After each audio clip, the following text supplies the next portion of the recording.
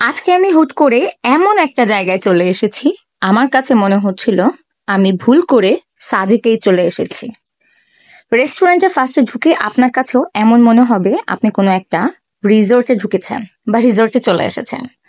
এই গরমে এমন একটা সিনারি আসলেও আপনার মনকে প্রশান্তি এনে দিতে বাধ্য। তো আজকে আমি চলে এসেছি এই রেস্টুরেন্টে। এই রেস্টুরেন্টের ফুল ডেকোরেশন এবং তাদের ফুডটা টেস্ট করে আপনাদের সাথে শেয়ার করব আমার অভিজ্ঞতা। তো আজকে আমি যে রেস্টুরেন্টটা চুজ করি, এইটা কিন্তু যেমন কোনো রেস্টুরেন্ট না ভাই, এটা একটা রেস্টুরেন্ট কিন্তু দেখতে ফুল রিসোর্টের মতো। দেখে কি মনে হচ্ছে? মনে হচ্ছে না যে রাঙ্গামাটি, বান্দরবান, সাজেকে বা খাগড়াছড়ির কোনো রেস্টুরেন্টে ভুল করে চলে এসেছি? হ্যাঁ, এটা কিন্তু রেস্টুরেন্ট, কিন্তু সাজেক বা রাঙ্গামাটি বা খাগড়াছড়িতে না। এটা ঢাকার মিরপুরের একটি বিল্ডিং এর ছাদে, নাম কান্ট্রিসাইড রুফটপ রেস্টুরেন্ট। ভাবা যায় কতটা শৌখিন হলে একটা বিল্ডিং এর ছাদের উপর এমন ইকো ক্যাটাগরির একটা রিসোর্টের মতো রেস্টুরেন্ট ওপেন করা যায়। ইকো ক্যাটাগরির এই ধরনের রিসোর্ট বা রেস্টুরেন্ট গুলো আমরা সাধারণত পাহাড়ি এলাকাগুলোতে দেখতে পাই, বাট ঢাকা শহরে থেকেও সেই পাহাড়ি ইকো রিসোর্টের ভাইবস নিতে চাইলে এই রেস্টুরেন্টটি আপনার জন্য হতে পারে এ পারফেক্ট প্লেস টু চিল। এই রেস্টুরেন্টের রুফটপে বসেই চিল হতে হতে আপনি উপভোগ করতে পারেন তাদের মজার মজার সব খাবার। তবে তাদের রুফটপের ওপেন ডাইনিং স্পেস ছাড়াও তাদের রয়েছে ইকো ক্যাটাগরির কিছু ভিলা, যেগুলো এয়ার কন্ডিশনিং করা, তাই গরমেরও চিন্তা নাই, সেখানে বসেও খাবার খেতে পারবেন। আচ্ছা, এখন শুধু কি রেস্টুরেন্টের ভিউ উপভোগ করলেই চলবে? খাবার খেতে হবে না? অবশ্যই। এবার আসা যাক খাবারের কথায়। এখানে খাবারে তারা ইন্ডিয়ান ও পাকিস্তানি কিছু আইটেমস তাদের মেনুতে রেখেছে। খাবার অপশনসও লিমিটেড, তাই খুব চিন্তা ভাবনা করে আজকে আমরা এখান থেকে খাবার অর্ডার করি। যেহেতু অনেক গরম ছিল, তো প্রথমেই আমি লেমনেইড অর্ডার করে নিই আমি এবং আমার ছেলের জন্য। আর খাবারের মধ্যে আজকে অর্ডার করেছিলাম গার্লিক নান, বিফ মশালা, করাচি আলু বিফ বিরিয়ানি, লাহোরি চিকেন টিক্কা। এখন ভাবতে পারেন এতগুলো খাবার কিভাবে খেলাম?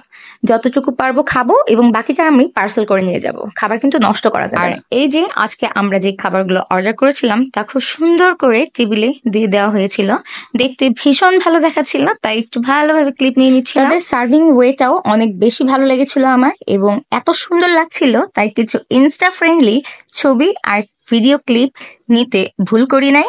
তো চলেন এবার খাওয়া স্টার্ট করা যাক। প্রথমে আমি গার্লিক নান দিয়ে এখানে যে বিফ মশালাটা আমরা অর্ডার করেছিলাম তা একটু খেয়ে নিচ্ছি। আর বিশেষ করে বলতে গেলে আমার এই বিফ মশালাটা অনেক বেশি মজা লেগেছিল। আর হচ্ছে এরপর লাহোরি চিকেন টিক্কা যেটা, সেটা একটু ট্রাই করছিলাম। তো লাহোরি চিকেনটাও অনেক সফট হয়েছিল, ভালো ছিল, ট্রেন্ডি জুসি যেটাকে বলা যায় এক কথায়, সেটাই ছিল। তো খাবারগুলোর কথা বলতে গেলে যে আর ছবি বা ভিডিও ক্লিপ নিতে নিতে খাবারগুলো দেরি করা যাবে না, তাহলে কিন্তু টেস্টটা প্রপার পাবেন না।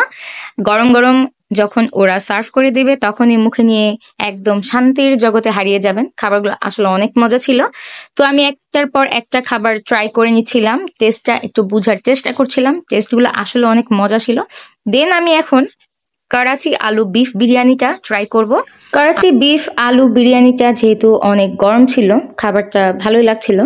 ইন ওভারঅল খাবারের কথা যদি বলতে হয়, আমি একটা কথাই বলবো, খাবার মোটামুটি ছিল, এভারেজ ছিল, বাট খেতে ভালো লাগবে। আর আমি তার জন্য আমার বিরিয়ানিটিকে ওরা যে একটা প্লেট দিয়েছিল সেই প্লেটটার মধ্যে নিয়ে চিকেন টিক্কা কাবাবটা আমি নিয়ে একসাথে তারপর খাচ্ছিলাম। অ্যান্ড দেন আমি লেমনেডটা খেয়ে একদম প্রশান্তিতে ভেসে যাচ্ছিলাম। লাইক এটা অনেক একটা রিফ্রেশিং একটা জুস ছিল। আর হ্যাঁ, রেস্টুরেন্টের কিচেনটা কিন্তু ওপেনই ছিল, যেটা আমি দেখেছিলাম যে হাঁটতে চলতে ফিরতে ওদের কিচেনটা কিন্তু দেখা যাচ্ছিল যে কিভাবে ওরা কাজ করছে। তো যাই হোক, আরেকটা কথা বলবো, সেটা হচ্ছে যে খাবারের পাশাপাশি আপনি যদি ছবি তুলতে পছন্দ করেন তাহলে এই রেস্টুরেন্টটি আপনার জন্য সোনায় সোহাগা। কারণ প্রতিটি ছবি বা ভিডিও দেখলে সবাই ভাবতে পারে আপনি কোনো ইকো রিসোর্টে চলে আসছেন। দেখতে সুন্দর হয়, এখানে মানুষের আনাগোনাও বেশি, ছবি তুলতে বা ভিডিও ধারণে একটু কষ্ট হয়ে যায় আর কি। যেহেতু আমি দিনের বেলাতে গিয়েছিলাম, তবে রাতের বেলায় এখানে লাইটের আলোতে পরিবেশটা আরো মনোমুগ্ধকর হয়ে উঠতে পারে। এখানে প্রতিটি ইকো ভিলাগুলো অসাধারণ, তাই মনে চাইলে আপনিও ঘুরে আসতে পারেন রিসোর্টের মতো এই রেস্টুরেন্টে। ফ্রেন্ডস অ্যান্ড ফ্যামিলি নিয়ে খুব ভালো একটা সময় কাটিয়ে আসতে পারেন। ভিডিওটি আজকে এ পর্যন্তই। ভালো লাগলে অবশ্যই একটা লাইক, কমেন্ট, শেয়ার করে পাশে থাকবেন। আর কেউ যদি এই রেস্টুরেন্টে যেয়ে থাকেন অবশ্যই আমাকে জানাতে পারেন। Thank you, thanks for watching.